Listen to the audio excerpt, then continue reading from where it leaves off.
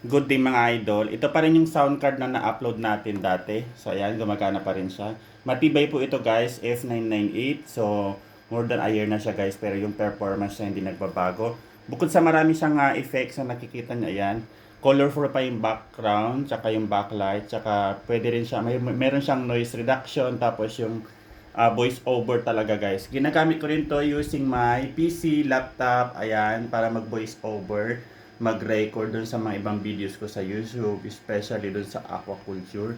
And the good thing is, marami po siyang gamit din sa likod. So, pwede po kong magsabay-sabay yung tatlong cellphone, 1, 2, 3. And nakagandahan, kung mabibideo ka, pwede kang mag-put dito sa kanyang Type-C. Yan, pwede mo siyang i-connect dito, ang tawag doon OTG or PC. Pwede ka pag nagla-live ka, susot mo lang yung Type-C dito.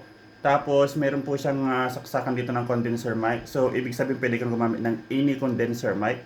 So, ayan, may condenser mic siya dito, kung mababasa niyo mga idol. And, ang pinaka-special pa yung kanyang earphone. So, dalawa may earphone. Pwede ka maglagay dito ng earphone, ng cellphone, pwede rin sang headset. So, hindi po siya mapili sa mga ikokonik mo guys. Ayun, no? Marami siyang gamit.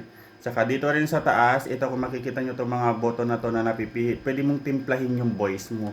Tapos yung dalawang yun, no? Yun, pinaka ginagamit ko lang lagi yan pag mag-chase ako ng music.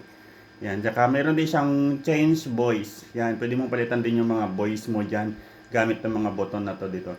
Talagang ang dami niyang gamit guys, pati effects, tsaka matagal din siyang mag-lowbat. So kagandahan pagka nagsasalpak ka, nagbibideo okay ka, sinalpak mo dun sa kanyang Type-C, the same time, nagcha-charge din siya using your mobile phone.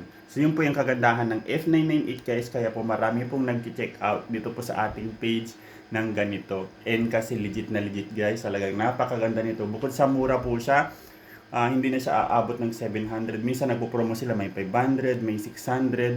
Yun po yung presyo nito. Pero napakaganda. Ito po yung napakasulit na nagamit kong sound card. Nakabili na ako dati ng more than 3 sound card. Yung tag 300 plus lang. Pero hindi po good yung performance niya. It's not like this guys. Ito kasi para kang naka-professional mode na kahit maliit lang. So, pasok sa budget yan sa mga nagtitipid, sa mga walang masyadong pangbili at kunti lang yung kanilang pera. Perfect po ang F998 sound card mga idol for you. Para sa mga mahilig mag-video okay, mag-voice over, yan, mag-DJ-DJhan, mag-podcast. Perfect po ito guys, ang F998. If you like this guys, click my yellow basket. Nandiyan lang po yung store kung saan ko po siya nabili. Yun lang, thank you.